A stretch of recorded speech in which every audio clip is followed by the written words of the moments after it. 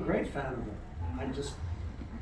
I'm really good about when they do cast Boston movies because the older ones I literally turned to fiction. Like the one scene is that. Oh, you're talking about the one scene from First Class? No, the older one, which there's like one where the Wolverine Origins? Yeah, they're like escaping a prison, and her only scene is that, first of all, I think they like changed her name to make her like a totally different character. And it's Oh, when they get out of it at the end, she's there with her sister or her daughter. Yeah, and then in First Class, they focus more on her secondary instead of telepathy. Right. Is there a question? I'm sorry. But so if you were able to like write and write and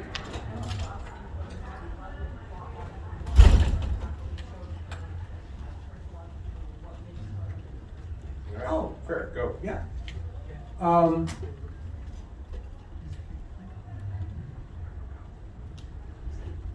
Probably a little more complicated. Here's a question in return.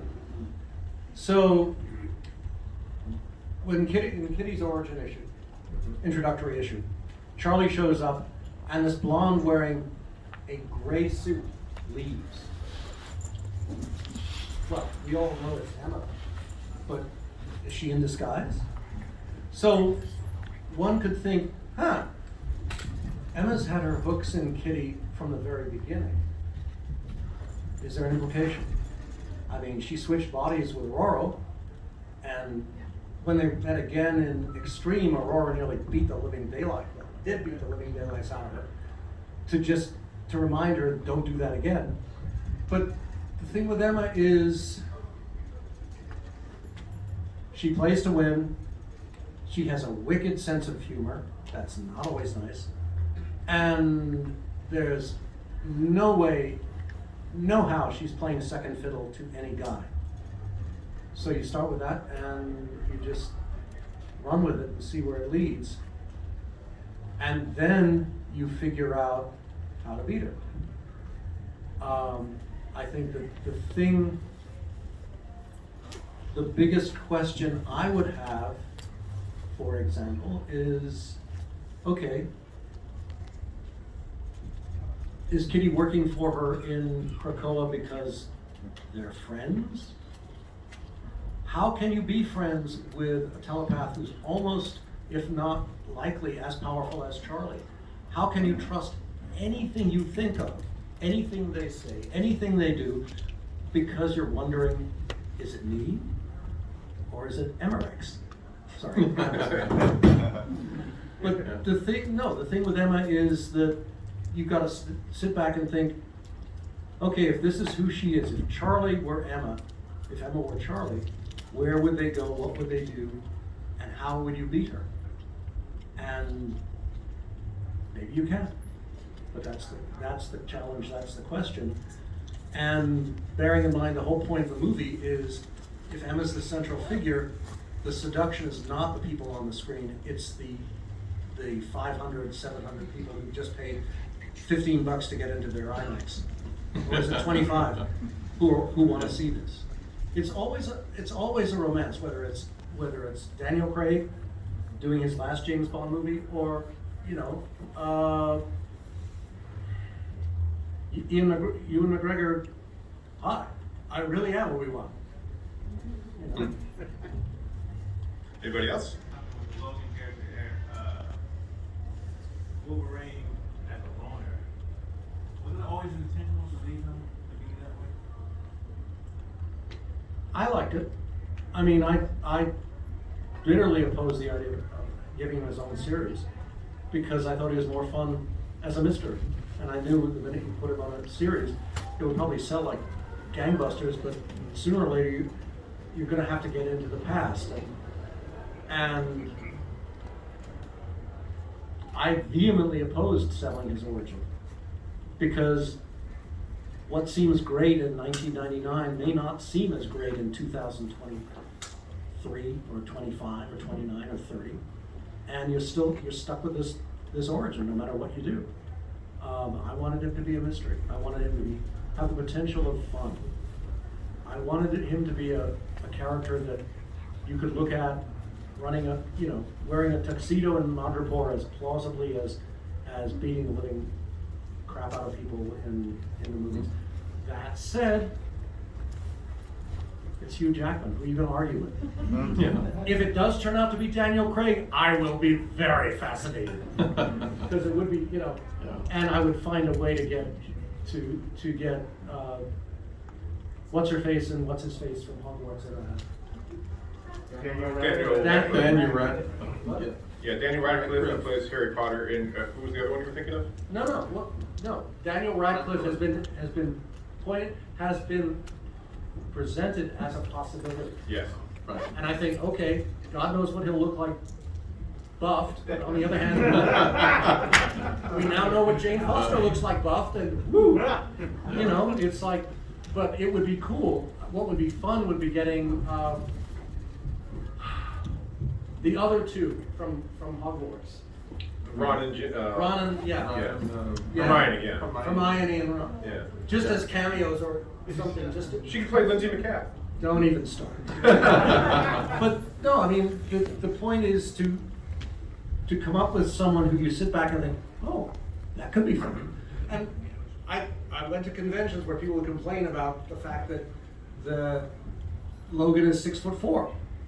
Yeah, but it's Hugh Jackman and Halle Berry. Who cares? The height relationship is the same. It's just gender flipped. But if you find the right actor for the role, the audience will find a way to rationalize it, as well they should. The trick is finding the right actor. Yeah. Or actress. Yeah. Hey, get somebody in the back. DuckTales shirt. Stand up, please.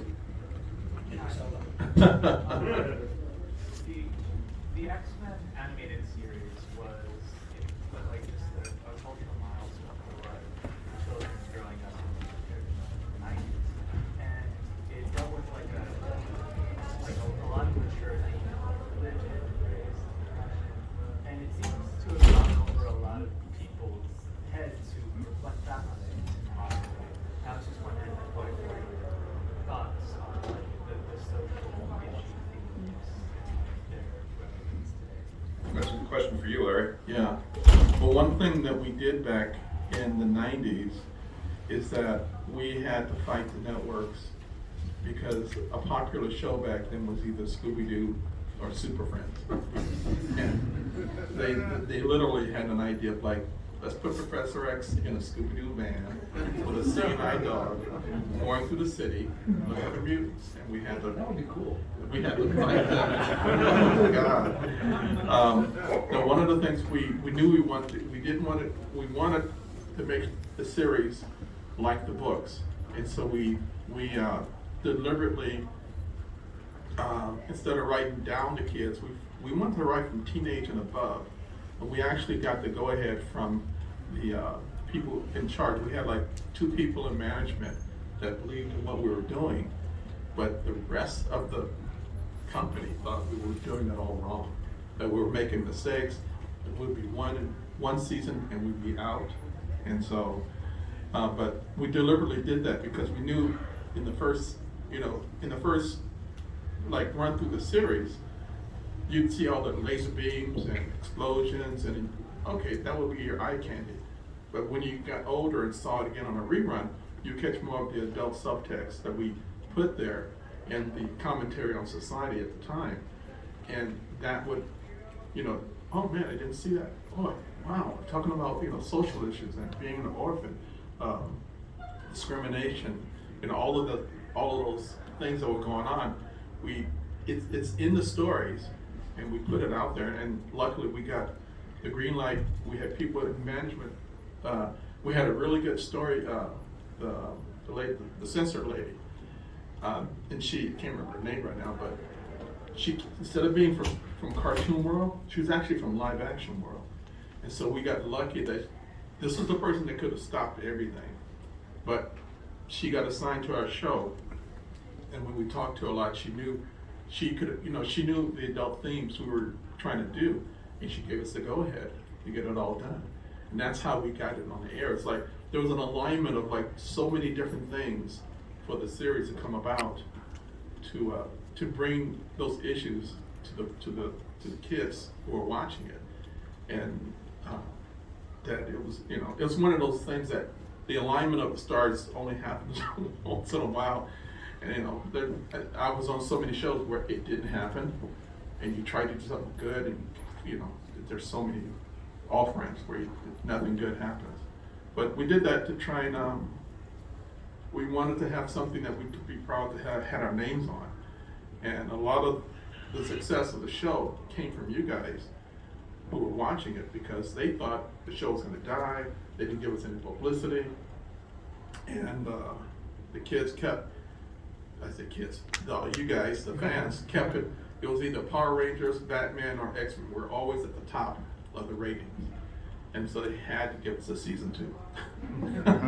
They had to, because we were so high in the ratings. But literally, I was delivering the last show to the networks, and we had our resumes out, because Eric, Julia, and I, and we were all we had to find work, to pay our rent, you know?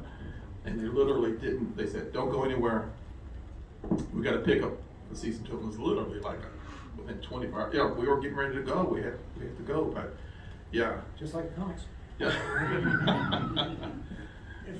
Go I ahead. mean, the thing for me was when I was watching Game of Thrones, I suddenly thought, duh, screw the movies. X-Men is an ongoing live-action TV series, HBO Max TV series. Why? Because there are too many characters, there's too much going on. To cram it into 90 minutes, 180 minutes, if you're lucky, 120 minutes, sorry, you end up with Dark Phoenix, which is, it's lovely, but it's based on you having seen the other 5 movies. And even then it makes your head explode. Whereas if you do it on a TV series, you can plant the seed of Jean coming to the school in the first episode, of Jean having nightmares, of Jean doing this, Jean doing that, and build it through the following bunch of seasons, and perhaps even get to a point where she can go right or left and keep the audience wondering, you know, they're not going to kill her, this is a TV show, or not. But it's an ongoing, ideally, if you're thinking NCIS terms, never ending. Because you can always write characters much like the comic. As characters age out, they can go their separate ways, but you can bring in a Dazzler, you can bring in a Gambit, you can bring in whomever, and keep it fresh and interesting and different from year to year, episode to episode. Which ideally, to me anyway, is what the comics are all about, is finding a way to make it as interesting in 2022 as it was to your grandparents, God help me, in I'm on my 3rd generation, in 1979. That, to me, is a goldmine of possibilities that both sides of the table can exploit happily and see where it leads. Because we're all in the business of telling really cool stories. It's just unlike Avatar, you don't have to wait a generation to see what happens next. Yeah. Well, we only have time for one more question, so who's got a really great question? Your hand went up first, so go ahead. My question is for Mr. Claremont. Yes. Out of all the comics that you wrote, which is the one you like the most? The true answer is the one I haven't written yet. Because every time I could say Days of Future Past, and then go, oh wait, I forgot. There's also God Loves Man Kills. Wait, but then there's this, then there's that. So it's the one I haven't written yet. Sorry. All right, well, real fast, Larry and Chris, tell us what you're working on right now. Right now, I'm working with Disney Marvel Studios. I'm a consultant on the new X-Men series 97 that's going to be out.